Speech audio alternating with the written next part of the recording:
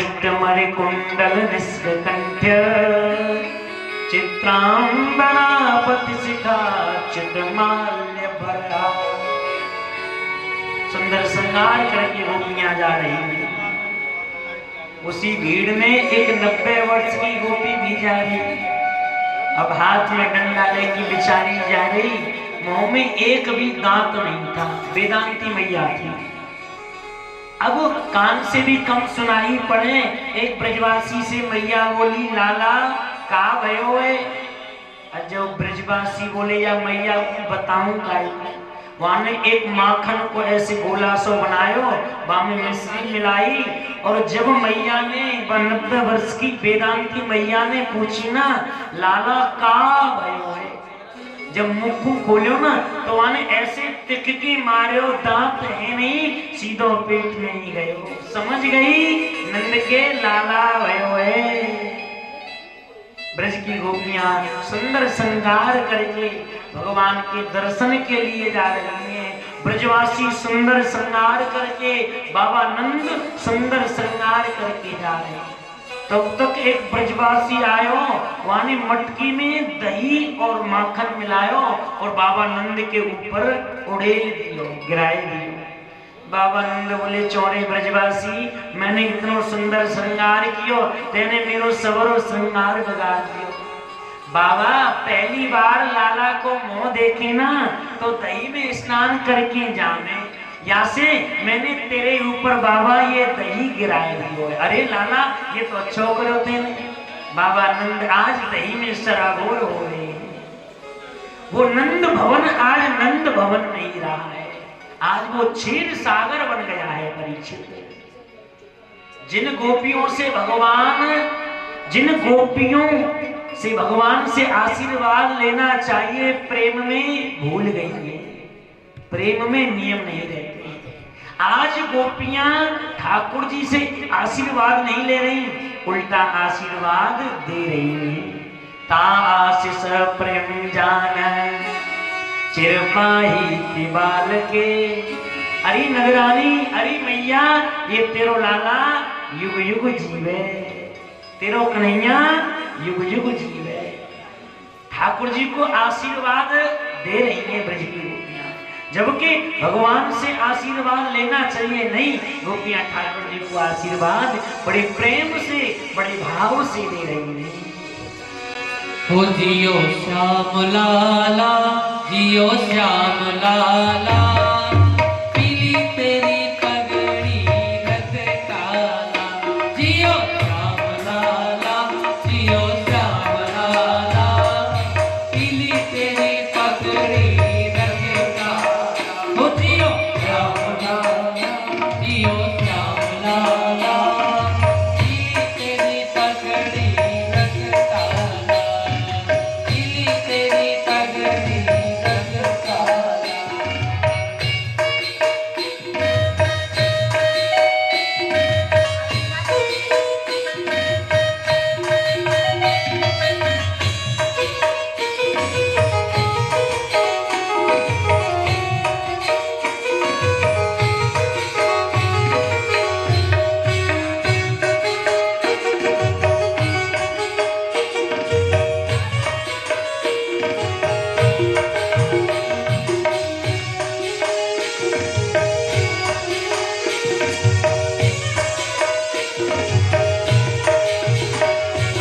मथुरा से आए नंद लाला, मथुरा से आए नंद लाला, ओ मथुरा से आए नंद लाला, मथुरा से आए नंद लाला। गोपियों से पड़ गया पाला, गोपियों से पड़ गया पाला, ओ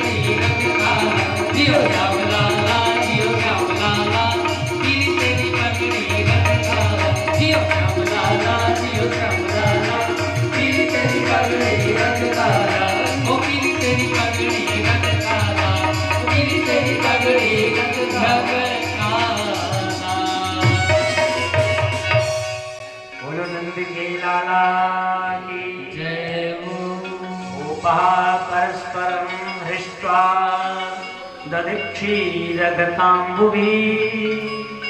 आसिञ्चन्तो विलिम्पन्तो नवनीतैश्च चिक्षुभिः। ब्रजवासी, ब्रजांगनाएं, ब्रज गोपियां आज भगवान के उस उत्सव में, नंदोत्सव में सब सम्मिलित हो गए हैं। नंदो महामना तेभ्यो वासो लंकार गोधन। बाबा नंद के 84 द्वार हैं और प्रत्येक द्वार पर एक ब्रजवासी को बिठा दिया है। कोई मांगने वाला आए तो मना मत करना। आज याचक अयाचक हो गए।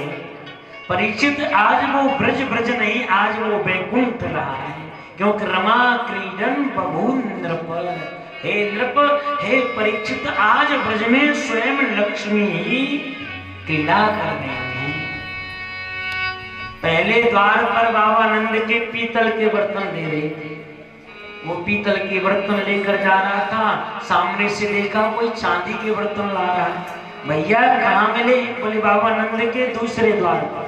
उसने पीतल के बर्तन फेंक दिए, चांदी के बर्तन लेकर आ रहा, सामने से सोने के बर्तन एक लेके जा रहा। भैया कहाँ मिले? बोले बाबा नंद के तीसरे द्वार पर।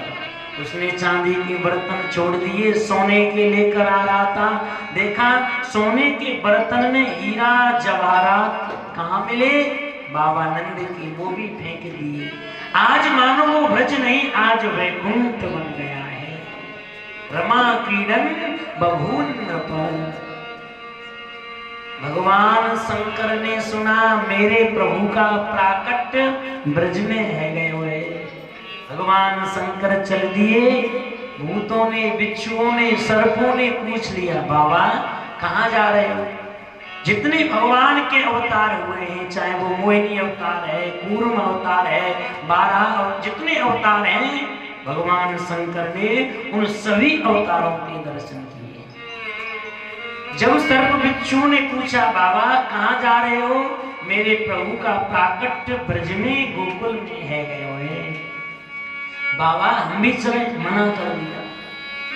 बाबा याद है जब राम जी का अवतार अयोध्या में हुआ, आप राम जी के दर्शन के लिए जा रहे थे, हमने आपसे प्रार्थना की थी, तो आपने मना कर दिया कि ये अवतार मर्यादा का है। लेकिन बाबा आपने वचन दिया था, जब लीला पुरुषोत्तम भगवान कृष्ण का प्राकट्य ब्रज में होगा, मैं तुम्हें जरूर ले जाऊंगा। बाबा को वचन याद कीजिए। तब भगवान शंकर ने आज सर्प बिच्छुओं को साथ में लिया है और कहा आज ब्रज गोकुल की ओर आ रहे हैं। परीक्षित, आज जगन्नाथ के द्वार पर विश्वनाथ आए हैं। आज गरुड़ ध्वज के द्वार पर वृषभध्वज आए हैं। आज रमा प्रिय के यहाँ उमा प्रिय आए हैं। आज तुलसी प्रिय के यहाँ बिल्व प्रिय आए हैं। आज चक्रपाणी के यहाँ शूलपाणी आए हैं। जैसे भगवान शंकर आए, भगवान का गोकुल में उत्सव चल रहा था। भगवान शंकर ने आवाज लगाई, मैया बोली, गोपी कोई बाबा जी मांगने वालों आए हुए, बाबू पूछ के आ कहाँ चाहिए। गोपी बाहर आई, भगवान शंकर को पूछो, बाबा तेरे ताई का चाहिए? अरे गोपी मैंने सुनो है तेरी नजरानी के लाला हुए और लाला के दर्शन के ताई में आए, मैं मांगने वाला बाबा नहीं हूँ। गोपी लौट के आई, मैया वो तेरे लाला की दर्शन की इच्छा से आए हो। मैया बोली मेरा तो छोटो सो लाला है। स्वयं मां नजरानी गई है और जैसे भगवान शंकर को प्रणाम किया है, बाबा तेरे ताई का चाहिए? मैया मैंने सुनो है तेरे घर जगताधार जगत निरंता साक्षात नारायण ने अवतार लियो है।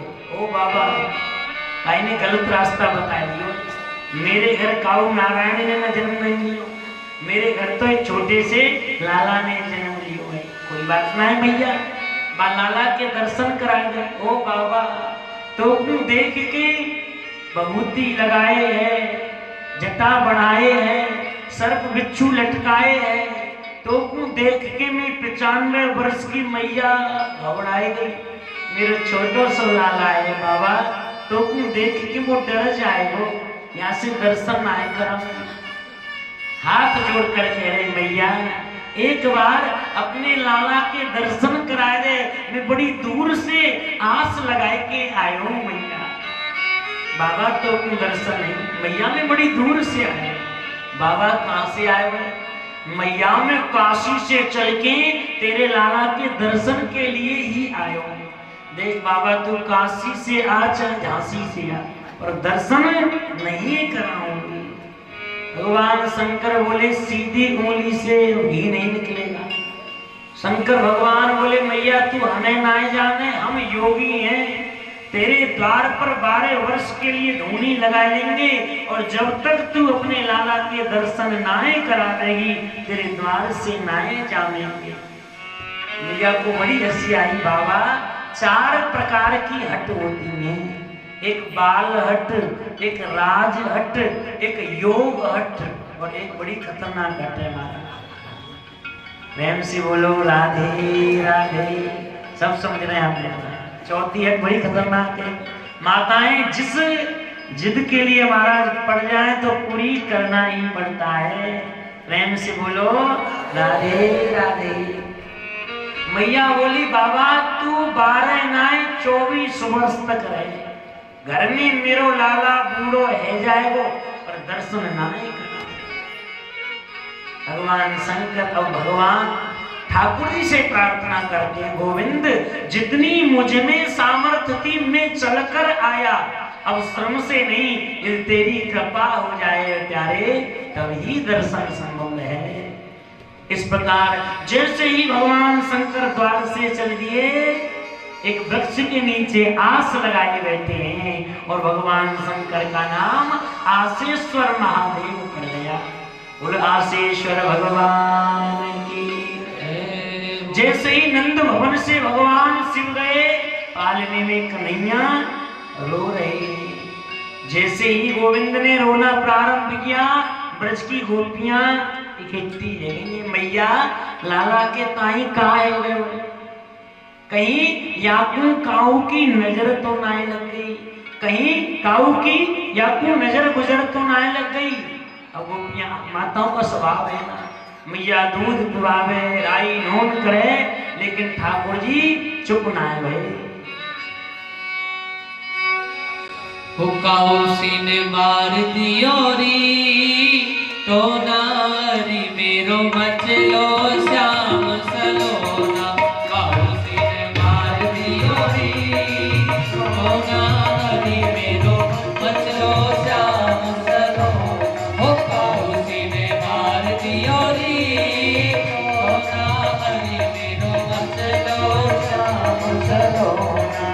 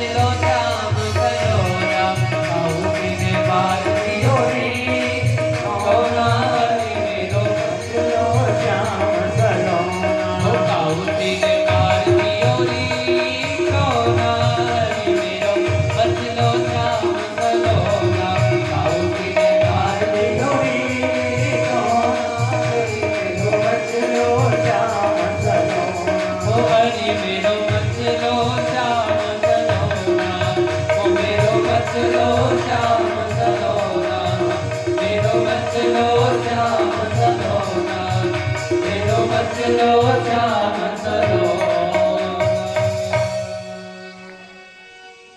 ब्रज की गोपियां ठाकुर जी की नजर उतार रही हैं, राई नौन कर रही हैं, लेकिन ठाकुर जी चुप नाए गए। मैया या कौन की नजर लग गई है? मैया बोली घर में तो कोई आयो नहीं। हाँ, द्वार पे एक बाबा जरूर आयो और वो मेरे लाला की दर्शन की इच्छा लेके आए। मैया व बाबा को दर्शन हरी गोपी वाकू देख के मैं 95 वर्ष की घबरा रही है। मेरे छोटो सो लाला वो विचित्र बाबा हो गोपी, वो ब्रज को बाबा नहीं, बाकी बभूत लगी जटाएं बड़ी बड़ी, कानों में बिच्छुओं के कुंडल, गले में सर्पों की माला। मैं कैसे वाकू लाला के दर्शन कराऊंगी? मैया को बाबा की नजर तो ना लगी, एक बात तो आपको दर्शन कराए। मैया बोली ठीक है, बात को लिया। मैया को नाम कहा है? मैया बोली नाम की खाई है मैंने खीर, मोकू का मालूम, लेकिन वो ब्रज को ना आया, वो बाहर को, क्योंकि ब्रज के बाबा तो बड़े चमकीले धमकीले रहेंगे, वो ब्रज को बाबा ना कहीं बाहर से बता रहे। गोपी बाहर गई, चारों तरफ देखा, भगवान शंकर एक वृक्ष के नीचे आस लगाए बैठे। गोपी धीरे नीचे गई, बाबा बोले हाँ गोपी, हमारी मैया ने तेरे ताई बुलायो है भवन में। गोपी वो लाला के दर्शन करावेगी? बोले हाँ। भगवान शंकर चल दिए हैं और जैसे ही नंद भवन में भगवान शंकर ने प्रवेश किया है, कन्हैया ने रोना बंद कर दिया। मैया बोली ये बाबा नहीं जादूगर है, मेरे द्वार से गयो लाला रोवे रोवे, और जैसे ही मेरे भवन में आयो है लाला ने रोनो बंद कर दियो। जैसे भगवान शंकर गए, मैया कहाँ है तेरो लाला? मैया ने पाल में से छोटे से गोपाल को उठायो है। भगवान शंकर ने दर्शन किए, हाथ में लिया और ठाकुर जी के चरणों को अपने मस्तक पर पधरा लिया है। जिन चरणों से भगवती भुवन पावनी गंगा प्रवाहित होती है, आज उन चरणों को भगवान शंकर ने मस्तक पर धारण किया। ठाकुर जी को मैया को दे दियो। बाबा तू कहाँ रह गए? मैया आज के बाद तेरे लाला को नजर लग जाए, गुजर लग जाए, मेरो नाम ले लिए। मैया मैं तेरे ब्रज मंडल की 4 दिशाओं से रक्षा करूं, 4 रूप में मैं ब्रजमंडल में रहूं मैया। वृंदावन में गोपेश्वर के नाम से रहूं मैया, मथुरा में भूतेश्वर के नाम से, गोवर्धन में चकलेश्वर के नाम से, और कामवन में कामेश्वर के नाम से रहूं। जैसे ही भगवान शंकर जाने लगे, छोटे से कन्हैया बोले बाबा आप तो जा रहे हैं, थोड़ी देर बाद वो मौसी जी आएंगी, जहर पिलाने के लिए आएंगी। बाबा आपने सागर के उस समुद्र से हलाल विष निकला, आप पान कर गई। बाबा मुझे आदत नहीं है जहर पीने की, जहर तुम पी लेना, दूध में पी लूंगा। ऐसी प्रार्थना की भगवान से और भगवान शंकर चले गए। परीक्षित इधर बाबा नंद का कर देने के लिए मथुरा में 2-4 ब्रजवासियों को लेकर गए। जैसे ही कंस से मिले हैं, कर दिया है, पूछ लिया है ब्रजराज अब की बार कुछ देरी से आए हो? बोले हाँ। क्यों? बोले अब की बार मेरे घर लाला भयो, या से मुझे आने में कर देने में देरी रहेगी। आपके घर लाला भयो? बोले हाँ। बाबा नंद जी वो तुम्हारा लाला युग युग जिए। मेरे गोविंद का जो परम शत्रु कंस है वो भी ठाकुर जी को आशीर्वाद दे रहा है, तो फिर ब्रज की गोपियों के आशीर्वाद की तो कहना ही क्या है साहब। कंस का कर दिया है बाबा नंद ने, और कर देने के बाद जैसे ही लौट रहे थे मित्र वसुदेव की याद आ गई।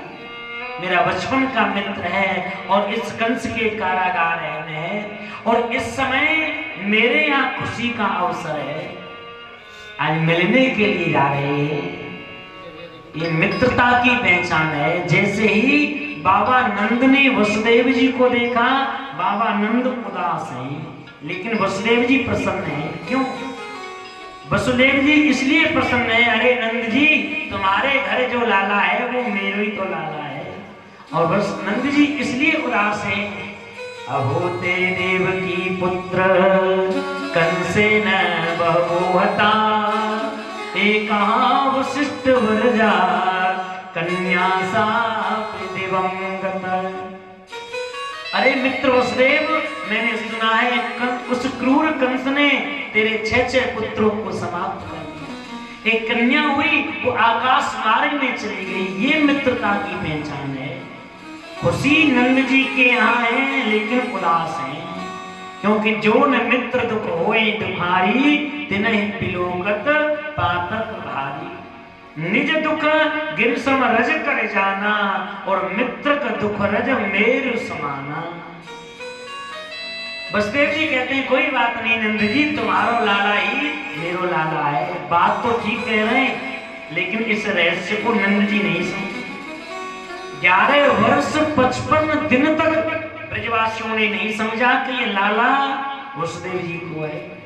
और जब गोविंद को अक्रूर जी लेने के लिए आए, तब अक्रूर जी कहते हैं अरे मैया, अरे नगरानी, ये तेरो लाला नहीं है, ये तो देवकी को पुत्र है, ये तो वसुदेव जी का बेटा है।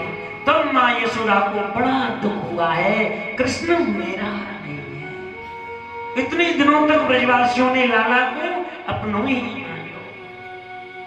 मित्र से मिल रहे हैं। इधर कंस ने आपातकालीन मीटिंग बुलाई है। बड़े बड़े राक्षस हैं, बोले महाराज कहो तो ब्रज को डुबा दे। बोले पूतना जो बकासुर की बहन है वो तैयार हो गई है, और आज सुंदर श्रृंगार करके पूतना कहाँ गोकुल की ओर जा रही है। सुखदेव जी कहते हैं ताम के सबंध व्यसति मल्लिका, बृहन्नितंब तनकच्छ मध्यमा। सुंदर श्रृंगार करके पूतना कहाँ गोकुल की ओर जा रही है। हमारे शास्त्रों ने माताओं के 16 श्रृंगार बताए हैं और पुरुषों के 16 संस्कार बताए हैं।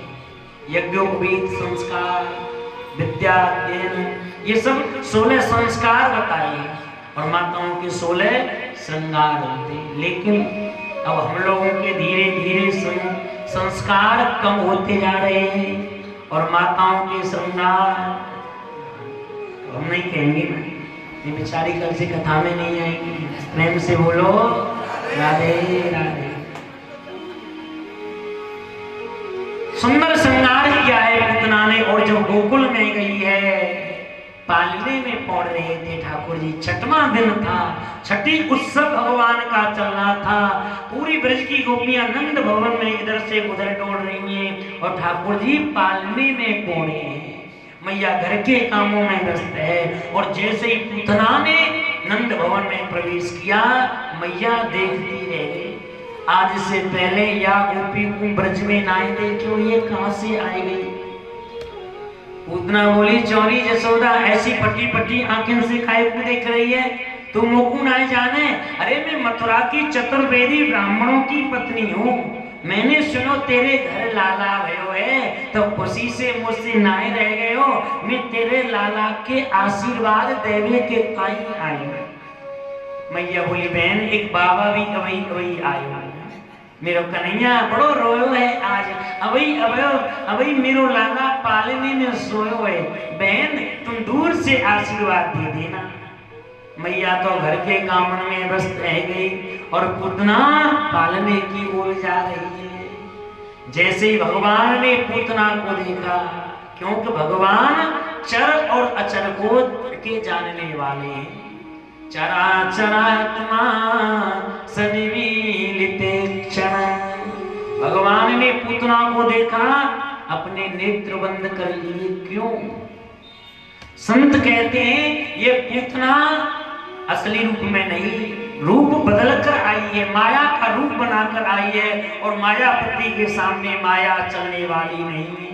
इसलिए भगवान ने नेत्र बंद कर लिए। अथवा भगवान के नेत्रों में सूर्य और चंद्रमा होते हैं, कहीं इसको मार के ये हमारे लोक में न भेजने, इसलिए सूर्य और चंद्रमा ने अपने लोक के द्वार बंद कर लिए, इसलिए भगवान ने नेत्र बंद कर लिए। अथवा कोई काम करते हैं तो पहले मंगलाचरण करते हैं।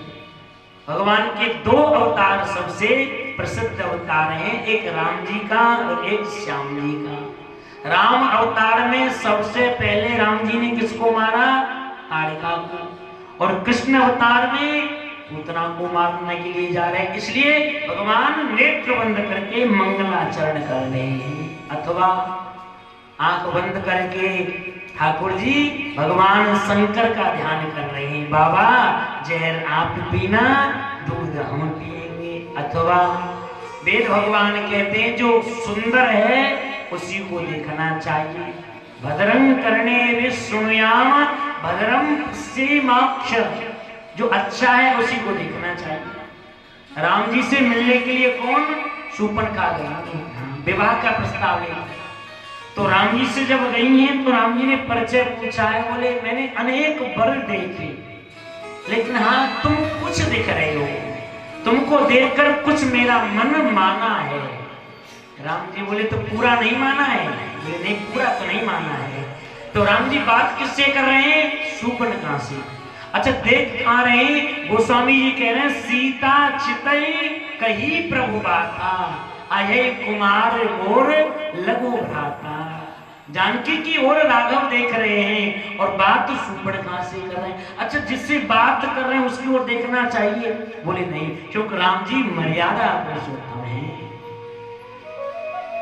इसलिए भगवान ने नेत्र बंद कर लिए। जैसे ही पूतना पास में पालने के आई, 6 दिन के गोविंद को उठाया, स्तनपान कराया है। धीरे धीरे ठाकुर जी दूध को पी रहे हैं और अब प्राणों को पीने लगे। जैसे ही प्राणों को पीने लगे वो चिल्लाने लगी, बेटा मुकुम छोड़ दे, बेटा मुकुम छोड़ दे। 6 दिन के कन्हैया बोल उठे, मौसी जी हमारा यही स्वभाव है, पहले किसी को पकड़ते नहीं हैं और जब एक बार पकड़ ले मौसी जी फिर उसे हम छोड़ते नहीं। प्राणों को समाप्त कर दिया है। सामुंच मुंचाल विप्रभाषणी निष्पीड्यमाना खिललोक मर्दिनी। नंद भोर से बाहर एक बगीचा में पूतना ने प्राणों को त्यागा है, और जब पूतना ने प्राणों को त्यागा है तो वो राक्षसी शरीर असली रूप में आ गई है।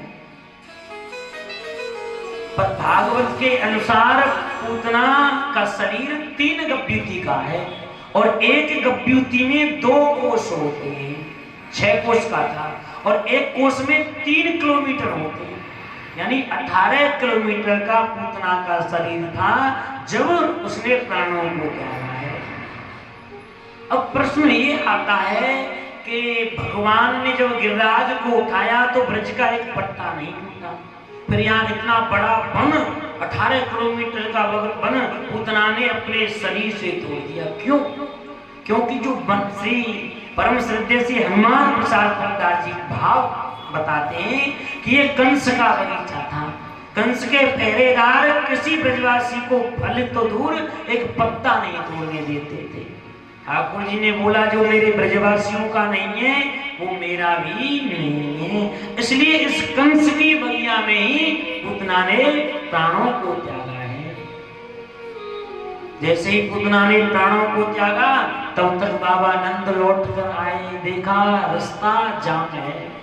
भैया ब्रजवासियों ये भयो कहा? अरे बाबा तू तो देखो ब्रजराज है नंद जी, लेकिन ब्रजवासी कहा कह रहे बाबा तू तो मथुरा चले हो गए, ये तेरे छोरा के ताई तेरे लाला के ताई ये मथुरा की ओर ले जा रही बाबा, लेकिन तेरी जो देहली है ना बड़ी ऊंची बाबा, या कि ऐसी ठोकर लगी ये धैर्य से नीचे गिर गई और तब से फिर ये उठी ना। पहले लोगों के घरों में देहलियां बड़ी ऊंची ऊंची थी और अब देहली तो राधे राधे है साहब। क्यों? इसका कारण है क्योंकि बाहर की व्याधि देहली के अंदर नहीं जाती थी, इसलिए देहलियां लोगों की पहले बड़ी ऊंची होती थी। आज भी ब्राह्मण लोग जब गृह प्रवेश कराते हैं तो पहले देहली का पूजन होता है, तब घर में प्रवेश किया जाता है। भैया क्या करें ब्रजवासियों? बोले बाबा चिंता की कोई जरूरत नहीं है, यानी अपनी चिता की व्यवस्था कर रही है। जितने पेड़ जितने वृक्ष टूटे थे ना, उस वृक्षों को लिया पूतना के ऊपर रख दिया है, आग लगा दी है शरीर में। लेकिन जैसे ही परीक्षित पूतना की चिता से धुआं निकला, पूरे ब्रजमंडल में सुगंधी छा गई है। गुरुदेव नाम भी ठीक नहीं था, नाम पूतना था, काम भी ठीक नहीं था, लोक बाल अग्नि बच्चों को मारने का काम था, आहार अच्छा हुआ ये भी नहीं, रुद्रासन रुद्र ही जिसका आसन माने भोजन है, कुल भी अच्छा नहीं। फिर पूतना के मरने से उसके शरीर से इतनी दिव्य सुगंधी क्यों निकली जो पूरा ब्रजमंडल सुगंधित हो गया? परीक्षित उसने जो कुछ किया वो ठीक है, लेकिन कुछ देर के लिए इसने भगवान का अंग संग किया था। पूर्व जन्म में, पहले जन्म में ये पूतना राजा बलि की बेटी रत्नमाला थी। जब बामन भगवान को देखा तो मन में विचार आया, यदि ऐसो मेरो लाला है तो तुम्हें गोद में खिलाती, दूध पिलाती। लेकिन जब पिता बलि को बामन ने छल लिया तो विचार किया, ऐसे लाला को तो जहर देके समाप्त कर देगी। भगवान ने कहा, देवी ये तुम्हारी दोनों इच्छाओं को पूर्ण करेंगे। इसलिए भगवान ने उसकी गोद में दूध भी पिया है और उसको समाप्त भी किया है। जो गति माँ यशोदा को देनी थी, आज वही गति ठाकुर जी पूतना को दे रहे हैं। कंबा दयालुम शरणम ब्रजेम। कौन ऐसा होगा ऐसे जो दयालु नंद नंदन की चरण शरण ग्रहण नहीं करेगा? अब आप कहेंगे महाराज जो गति माँ को देनी वही पूतना को, जो जहर पिला रही है उसको भी गति दे रहे हैं, और जो माखन खिला रही है उसको भी गति वही दे रहे हैं। ध्यान रखना, भगवान दोनों हाथों में भक्ति और मुक्ति दोनों लिए होते हैं। भगवान कहते भक्त तू जो मांगेगा मैं दे दूंगा, तू मुक्ति चाहता है या भक्ति, लेकिन अंतर है। यदि तू मुक्ति मांगेगा मैं दे दूंगा, लेकिन तू भक्ति मांगेगा तो मानो भक्ति ही नहीं मुझे स्वयं मांग रहा है। इसलिए भक्त ज्ञानी से बहुत बड़ा होता है। एक बार ज्ञानी और भक्त दोनों में झगड़ा हो गया। ज्ञानी कहता है मैं बड़ा हूं क्योंकि मैंने ब्रह्म को पहचान लिया, ब्रह्मविद ब्रह्मैव भवति। भक्त कहता है नहीं मैं बड़ा हूं। दोनों में झगड़ा हो गया और इस झगड़े को लेकर दोनों कहां ठाकुर जी के पास गए। ठाकुर जी बोले भैया आज दोनों ज्ञानी और भक्त दोनों बोले हाँ। बात क्या है प्रभु? बात ऐसी है, ये ज्ञानी ये कहते हैं मैं बड़ा और मैं भक्त ये मैं बड़ा हूं। अब आप बताइए प्रभु हम दोनों में बड़ा कौन है? ज्ञानी तुमने मुझे पहचान लिया इसलिए तुम मेरी आत्मा के समान हो। जब भक्त ने सुना कि भगवान ने ज्ञानी को आत्मा मान लिया तो आत्मा से कोई बड़ा होता नहीं, वो भक्त उदास होकर जाने लगा। ठाकुर जी ने कहा भगत जी कहाँ जा रहे हो? प्रभु अब मेरे लिए बचा ही क्या है? तुमने ज्ञानी को अपनी आत्मा मान लिया तो मेरे लिए कुछ बचा ही नहीं। पूरी बात तो सुनो भैया। अरे भगत यदि ज्ञानी मेरी आत्मा है, भक्त तू तो मेरा परमात्मा है। मैं भगतन को दास भगत मेरे मुकुट मणि। अहम भक्त पराधीन यह स्वतंत्र इवत ध्वज। भगवान तो भक्तों के पीछे पीछे रहते हैं। इस प्रकार से परीक्षित भगवान जब उस पूतना के शरीर से ब्रज की गोपियां लाई हैं तो कहा गौशाला में ले गई, घर में नहीं गौशाला में ले गई हैं और गाय के मूत्र से ठाकुर जी को स्नान करा रही हैं। गौमूत्रेण स्नापयत्वा पुनश्च गौरज सार्वक। क्योंकि गाय के मूत्र में गंगा जी होती है, गाय के गोबर में लक्ष्मी रहती है, 33 कोटि देवी देवता भगवती गौ माता में रहती है। इसलिए गोपियां गाय के मूत्र से भगवान को स्नान करा रही हैं और गाय की पूंछ से ठाकुर जी के ऊपर झाड़ा लगा रही हैं।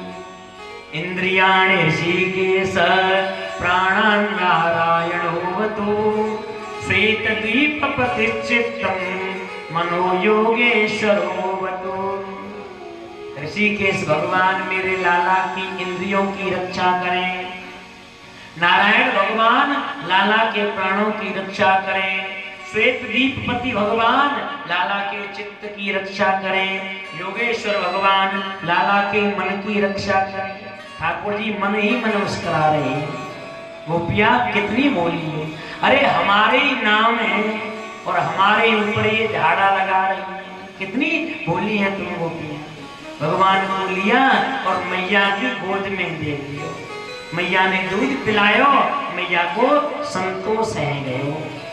धीरे धीरे परीक्षित इस पूतना मोक्ष की जो कथा को सुनता है उसे भगवान के चरणों में प्रेम हो जाता है। गोविंदे लभते रतिम, जो कि भागवत की विशेषता है कि राक्षसी की कथा को भी जो सुनेगा, लिखा है भागवत में, यह एतत् पूतना मोक्षम कृष्णस्यार्वक अद्भुतम श्रुणुयात श्रद्धया मर्त्यो गोविंदे लभते रतिम।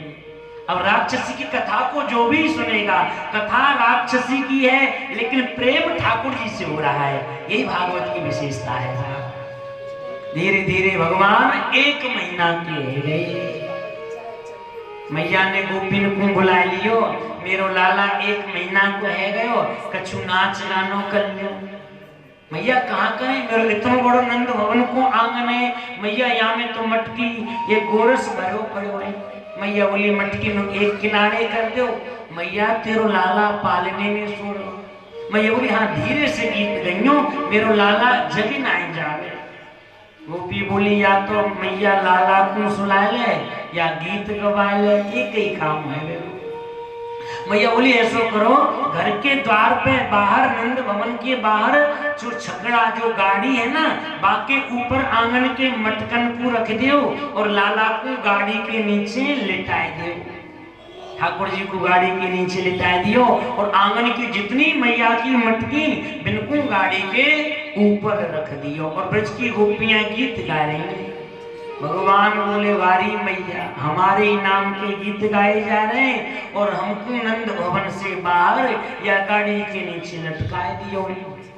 नियम है कि बालक का वर्ष में प्रत्येक महीना कुछ न कुछ जिस दिन जिस नक्षत्र को जन्म हुआ है उस नक्षत्र के दिन कुछ न कुछ करना चाहिए। ज्यादा नहीं तो हनुमान चालीसा का पाठ, सुंदरकांड का पाठ कुछ करना चाहिए। पहली वर्ष तक नियम है और पहली वर्ष के बाद 15 वर्ष तक साल में 1 दिन उसकी वर्षगांठ पर, लेकिन ध्यान रखना चाहिए तारीख से नहीं होनी चाहिए वो वर्षगांठ, नक्षत्र ही माना गया है, तिथि और नक्षत्र ही माना गया है। अब जन्माष्टमी रामनवमी तो तिथियों से मनाते हैं ना, तारीख से तो हम चलते नहीं है, क्योंकि तारीख तो बाद में, तिथि तो अनादिकाल से है ना। ज्योतिष शास्त्र है ना, वो भी एक शास्त्र है, लेकिन आजकल महाराज वो सब उसी से चलता है, दिनांक से ही चलता है। प्रेम से बोलो राधे राधे। और ध्यान रखना, लोग वो केक काटते हैं ना तो मोमबत्ती जलाते हैं, फिर कहते हैं बालक से बेटा बुझा दे। अब विचार कीजिए उसके जीवन में प्रकाश लाना चाहिए या अंधकार, और हम लोग करते क्या है, नहीं होना चाहिए। इसलिए ध्यान रखना चाहिए। आपके यहाँ तो यहाँ मंदिर में आ जाए, उस बालक को ज्यादा न हो सके तो भगवान के चरणों में प्रणाम और कुछ पुष्पमाला, कुछ ठाकुर जी का भोग लगवा दें, ये इतना कर ही सकते हैं, तो बहुत छोटी बात है। इसलिए मैया भी नियम से कर रही है। मैया एक महीना को है वो कन्हैया, तो मैया ने भी गीत गाने प्रारंभ कर दिए हैं। एक सत्तासुर नाम को राक्षस आयो, माने जैसे ही कन्हैया को जैसे ही गाड़ी के नीचे देखा, गाड़ी के ऊपर बैठ गया और इतना वजन बढ़ाया कि गाड़ी नीचे जाने लगी। ठाकुर जी समझ गए, एक लात लगाई और गाड़ी पलट गई। जैसे ही गाड़ी पलटी है, मैया के जितनी मटकी थी सब फूट गई है। जैसे ही मटकों की फूटने की आवाज नंद भवन में गई, गोपियों ने गीत गाना बंद किया। बाहर निकल कर देखा, पहले लाला गाड़ी के नीचे था, अब गाड़ी नीचे लाला ऊपर है। ये भयो कैसे? एक छोटा सा ब्रजवासी बोले, मैया मैं बताऊं, हाँ तेरे लाला ने ऐसी लात लगाई मैया, देखिए गाड़ी पलट गई। परीक्षित को बालक सत्य कह रहा था, लेकिन मैया को विश्वास ही नहीं हुआ। क्यों? क्योंकि ब्रजवासियों ने कभी भगवान को भगवान माना ही नहीं, ऐश्वर्य नहीं माना भगवान को कभी, क्योंकि वहां तो वात्सल्य था। ये मेरो लाला है, ये मेरो कन्हैया, ये वात्सल्य था। इसलिए ये ऐश्वर्य में, भगवान तो ऐश्वर्य में होता है, लेकिन ब्रज में ऐश्वर्य नहीं, वहां तो वात्सल्य है साहब। मैया ने लाला को लियो और स्नान कराए, दूध पिलायो। धीरे धीरे कछु बड़े गए कन्हैया। एक दिन मैया की गोद में थे, एक तृणावर्त नाम को राक्षस बवंडर को बहुड़ी के रूप बना के आए। जैसे ही भगवान ने देखा, वो मामा जी ने उड़न खटोला भेजा है। ठाकुर जी बोले मैया की गोद में है, और कहीं मैया की गोद से ये उड़न खटोला हमें उड़ाई के ले गए हो तो मैया तो घबराई के मर जाएंगे। ठाकुर जी ने वजन बढ़ाना प्रारंभ किया है। मैया घबरा गई, कहीं ज्यादा दूध तो ना लाला ने पी लियो या कोई अपच नहीं रह जाए। इसलिए ठाकुर जी की जो पैरों की जो नीचे होती है ना तलवे, ऐसे मैया कर रही है। ठाकुर जी को हंसी आ गई है, माँ को विश्व का दर्शन करा रही है। 2 बार मैया को पूरे विश्व का दर्शन कराया है। भगवान बताना चाहते हैं, अरे मैया तेरे दूध को मैं अकेलो ना पी रहे हो, पूरा ब्रह्मांड तेरे या दूध का पान कर रहा है। मां मैया ने लाला को नीचे लिटाए दियो। भूमौ निधाय तम गोपी विस्मिता भार पीड़िता, महापुरुष मादत्यो जगतामास कर्मसु। मैया ने लाला को नीचे लिटायो और घर के काम कर रही है। वो तृणावर्त वो राक्षस आयो, ठाकुर जी को उठायो, पीठ पे बिठायो और आकाश मार्ग में उड़ गए हुए। भगवान को बड़ी हंसी आ रही है, वाह मामा जी बड़ा सुंदर उड़न खटोला भेजा है, क्योंकि मुझे माखन चोरी की लीला करनी है। अब ठाकुर जी एक एक ब्रजवासी के घर को देख रहे हैं, एक एक गोपी के घर को देख रहे हैं। ये ललता को घर है, ये विशाखा को घर है, ये चित्रा को घर है, ये रंग देवी को घर है, ये मधुमंगल को घर है, ये सल को घर है, ये मनसुखा को घर है, ये सुमल को घर है। महाराज एक एक ब्रजवासी ब्रज गोपियों के घर को ठाकुर जी देख रहे हैं। लेकिन जैसे ही वो राक्षस भगवान को मथुरा की ओर ले जाने लगा, भगवान ने अपना वजन बढ़ाया। उसने विचार किया, कहीं में नंद भवन से नंद के लाला की जगह कोई पत्थर तो नहीं ले आया। ठाकुर जी को बड़ी नाराजगी हुई। अरे दुष्ट लोग पत्थर में मुझे भगवान मानते हैं और तू मुझे पत्थर बनाता है। गला दबाया और पत्थर पर गोविंदा है नमो नमः समाप्त कर दिया, पत्थर पर ही समाप्त कर दिया। धीरे धीरे भगवान और कछु बढ़े, लेकिन ठाकुर जी का अभी तक नामकरण नहीं हुआ है। बाबा नंद के कुलगुरु सांडिल्य मुनि हैं और वसुदेव जी के कुलगुरु गर्गाचार्य जी हैं। गर्गाचार्य जी को बुलाया है वसुदेव जी, गुरुदेव ब्रज में एक नहीं मेरे 2-2 बालक हैं, आप ब्रज में चले जाओ और मेरे दोनों पुत्रों का नामकरण करके आए। गर्गः पुरोहितो राजन यदूनाम सुमहत्तमा, ब्रजं जगाम नंदस्य वासुदेव प्रचोदित। गर्गाचार्य जी वसुदेव की बात मानकर कहाँ ब्रज में आए हैं, गोकुल में आए हैं। जैसे ही गर्गाचार्य जी जा रहे थे, बाबा नंद अपनी अथाई पर चौपाल पर बैठे थे। बाबा नंद ने गर्गाचार्य जी को देखा, तुरंत प्रणाम किया है गर्गाचार्य जी के चरणों में। बाबा कहाँ जा रहे हो?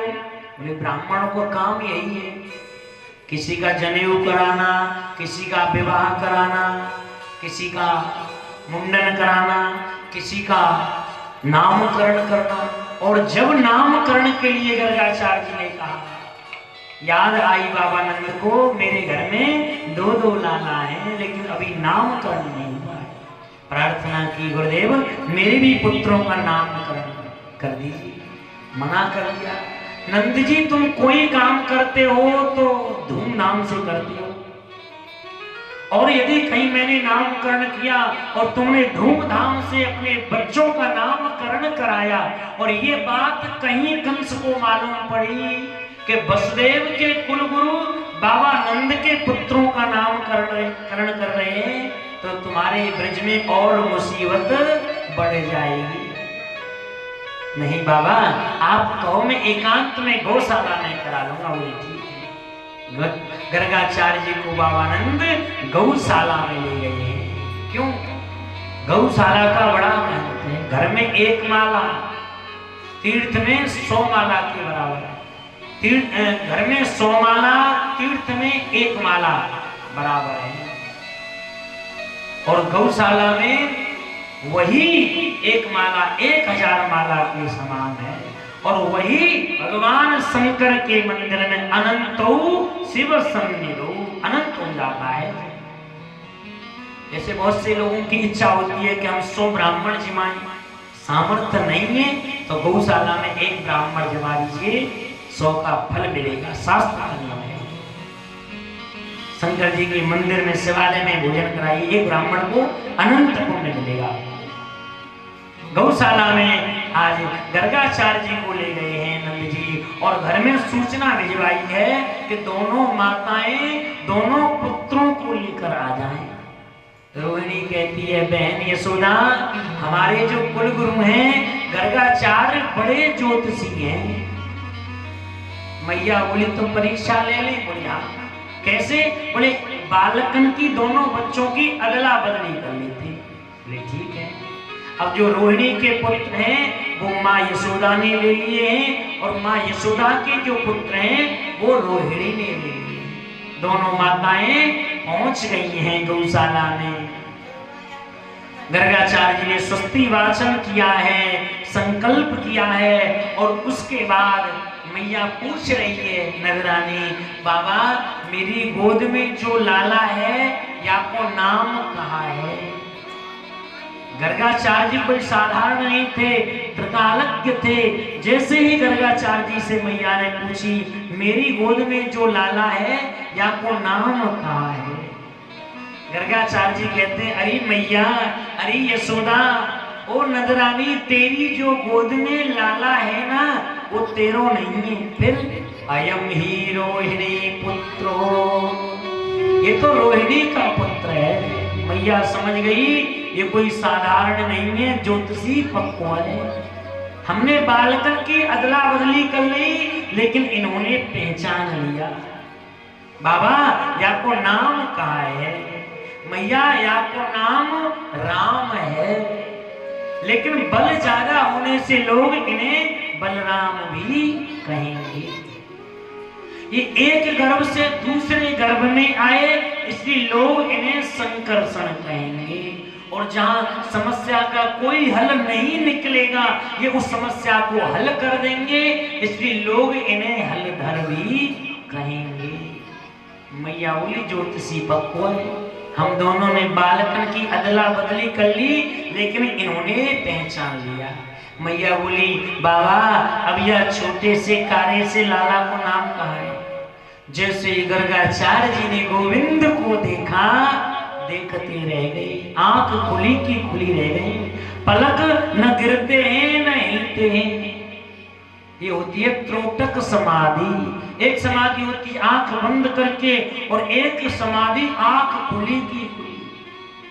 मैया ने 1 मिनट देखा, 2 मिनट, पूरे 5 मिनट हो गई। बाबा बाबा हुए तो बोले, बाबा तो समाधि में। मैया घबरा गई, बाबा को कहा है, बाबा बाबा बाबा हुए तो बोले। घबरा गई, लगे बाबा चले गए। अरे या बाबा को जानो तो मेरो ही घर मिलो। नंद जी भी उदास रह गए और गर्गाचार्य जी का ऐसे वो कंधा पकड़ा है, बाबा बाबा। बोले हाँ, कहाँ चले गए? बोले मैया में तेरे लाला को नाम ढूंढ गए। मैंने तो सोची तेरो नाम नहीं चलो गयो। मैं तो घबरा गई, बाबा इतनी देर में नाम ढूंढो। हाँ मैया, या को एक नाम नहीं है, इनके नाम अनेक अनूपा। सतयुग में आपको श्वेत रंग हो मैया, त्रेता में पीत हो, इदानीम कृष्ण ताम गता। इस समय इसका कृष्ण वर्ण है, लोग कृष्ण कहेंगे। और कृष्ण का अर्थ है जो अपनी ओर खींचे, करस्यति आकर्षयति इति कृष्ण। किसी जन्म में ये वसुदेव का पुत्र था, इसलिए लोग इसे वासुदेव कहेंगे। मैया बोले काऊ जन्म की बात ना है बाबा, या जन्म तो मेरो ही लाला है। बोले हाँ मैया,